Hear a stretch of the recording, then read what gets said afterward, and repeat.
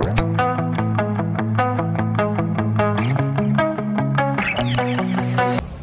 hello everyone, welcome to our new vlog. So my name is Nilesh Sharma And I am Pragya Pandey. and we are running a YouTube channel named DRX Vlogs. So in today's vlog we guys want to talk about why to choose FarmD. कोई जो जब से थोड़ी ना, ये हमारा title है आज के vlog का. तो बहुत सारे लोगों के हमारे पास कमेंट्स आते हैं कि स्कोप क्या है FarmD का, क्योंकि बहुत सारे जो अभी 12th में हैं बच्चे वो लोग सोच रहे हैं FarmD करने का. तो वो लोग हमसे पूछते हैं कि करें कि नहीं करें, आपका क्या ओपिनियन है, क्या सैलरी होगी और इसकी जॉब अपॉर्चुनिटीज़ कहाँ कहाँ पर हैं और कैसे कैसे हैं. तो हमारा फ्यूचर में क्या स्कोप होगा. सो हमारा जो व्लॉग बनाने का ये मोटिव है आज का, वो यही है. तो करते हैं इस व्लॉग को शुरू.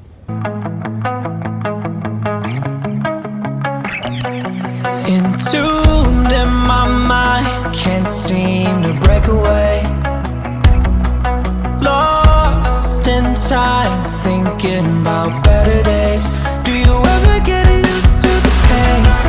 आज के इस ब्लॉग में हम लोग जितने भी आपके डाउट्स हैं कि FarmD क्या है, कितने साल का है, क्या करना चाहिए हमको, इस कोर्स का मेन ऑब्जेक्टिव क्या है, एम क्या है, तो इसमें हम ये सारी बातें करेंगे. मतलब सब कुछ बताएंगे ओपनली कि क्या है, इसका स्कोप क्या है, एवरीथिंग अबाउट इट.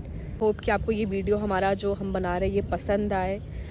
तो let's start with the name of this course, FarmD. नहीं फार्मा डी फार्म, ये इस कोर्स का नाम है. ऐसा कुछ नहीं है, ये इस कोर्स का नाम नहीं है. FarmD stands for doctor of pharmacy, but जैसा भी नीलेश ने बोला FarmaD, D pharm, diploma of pharmacy. तो लोग आपको ये समझ लेते हैं, तो इस चक्कर में हम ये चीज़ बता रहे हैं.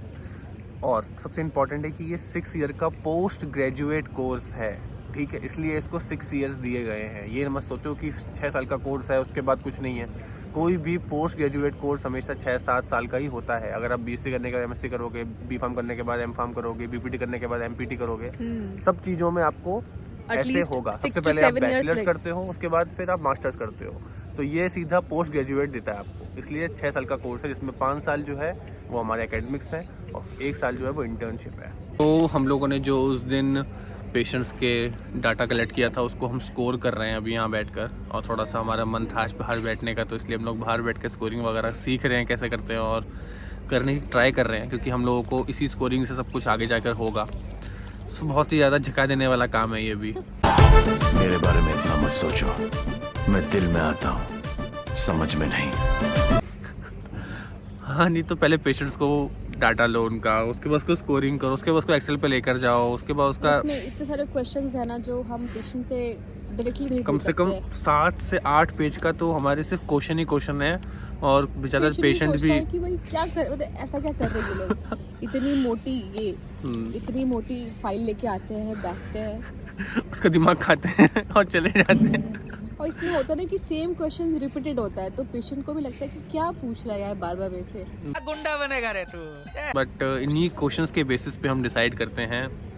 तो these questions are very important.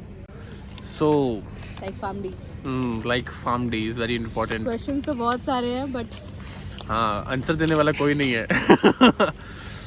सुप्रज्ञा ने क्या दिमाग लगाया ना, मतलब क्या इंटरलिंक किया है चीज़ों को टॉपिक पे वापस आने के लिए. सो एक इम्पॉर्टेंट क्वेश्चन और भी लोग पूछते हैं कि हम FarmD वाले क्या कहते हैं, ऑपरेशंस कर सकते हैं, सर्जरीज कर सकते हैं, डायग्नोस कर सकते हैं. तो उन सब लोगों के लिए मेरा आंसर हमेशा से ये रहा है कि सबसे पहले हमारा क्या रोल है उसको समझना ज़रूरी है, उसकी के बाद इसका आंसर जो है वो आपको समझ में आएगा. तो जैसे कि इससे पहले मैंने बोला था कि जो हमारा कोर्स है वो पोस्ट बैचलरेट है, मतलब कि 6 साल का कोर्स है. इसमें आप जब आप पास हो तो आपके नाम का डॉक्टर आएगा, ठीक है ना. तो अब इसी के साथ एक और चीज़ मैं ऐड करना चाहता हूँ, जैसे कि BPT है, उनको पता है कि उनका जो एक काम है वो स्पेसिफिक ये है. अगर उनके कोर्स में कोई पूछे कि आप सर्जरी कर सकते हो तो इट्स फनी ना कि क्या बात कर रहे हो. देन उसके बाद जो लोग MBBS करते हैं उसके बाद भी वो लोग सर्जरी नहीं कर सकते हैं. वो 5.5 साल लगा रहे हैं, उसके बाद वो PG के लिए पेपर देते हैं, फिर वो PG करते हैं 2-2.5 साल 3 साल का, उसके बाद वो प्रैक्टिस वगैरह करते हैं, उसके बाद जाके वो सीखते हैं, ठीक है. तो हर एक को अपना काम जो है वो पता होता है. मेरे कहने का जो मतलब है वो यही है. ज़्यादा बड़ा मैं व्लॉग नहीं करना चाहूँगा, मतलब इतना ज़्यादा एक्सप्लेन नहीं करना चाहूँगा मैं चीज़ों को.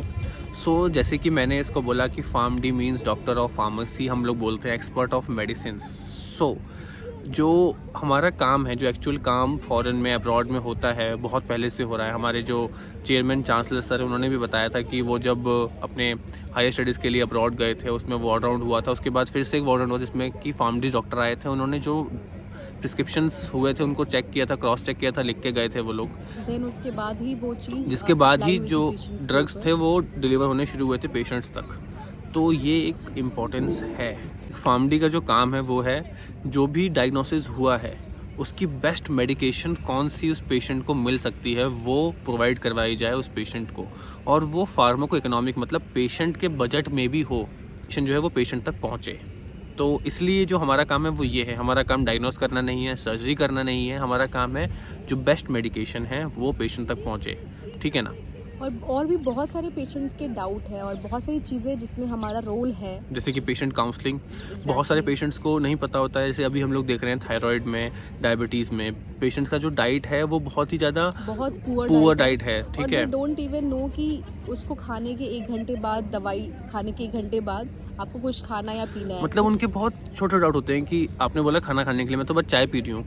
हाँ, ये सच में, ये रियल बात बता रहा हूँ मैं। तो आप इन सब चीज़ों को आपको डील करना होगा, और किसी डॉक्टर के पास टाइम नहीं है कि वो बैठकर इतना को समझाए। तो दैट्स वाई जो हमारा काम है वो ये भी है कि जो हम उसको मेडिकेशन दे रहे हैं उसके साथ उसको काउंसलिंग भी दें कि आपको अगर मैं दे रहा हूँ ये थायरोनॉम मेडिसिन, तो आपको इसको 1 घंटा पहले लेना है खाना खाने से, आपको इतनी देर भूखा रहना है, ये सब चीज़ें, इसका बेस्ट टाइम ये होगा, इसके साइड इफ़ेक्ट्स ये आ सकते हैं, जिससे कि पेशेंट डरे नहीं। पेशेंट कभी भी डर भी जाता है कि उसको सर दर्द हो गया उस दवाई खाने के बाद, का मतलब कि दवाई ने साइड इफेक्ट दे दिया, क्या पता उसका जो एक्शन ही हो वो ऐसा ही हो। सो बहुत सारे जो होते हैं वो चीज़ें हैं, जो डाउट्स हैं, जो पेशेंट्स को नहीं सॉल्व हो पाते हैं, तो उसके लिए जो है वो फार्मेडी है। बार सोचते हैं कि क्या बार बार जाना, फिर कंसल्टेंसी फीस कटवाना, फिर आना, फिर वही डॉक्टर आपको 10 मिनट या 2 मिनट या 5 मिनट टाइम देंगे। कभी-कभी तो मिलता भी नहीं डॉक्टर। हाँ, तो ये बहुत सारे इश्यूज होते हैं। तो इन सब चीज़ों को टेक ओवर करने के लिए इस कोर्स को लाया गया, ताकि पेशेंट इंटरेक्शन बढ़े और पेशेंट क्वालिटी बढ़े, कि हाँ, जो भी हम पेशेंट को एजुकेट करें कि हाँ।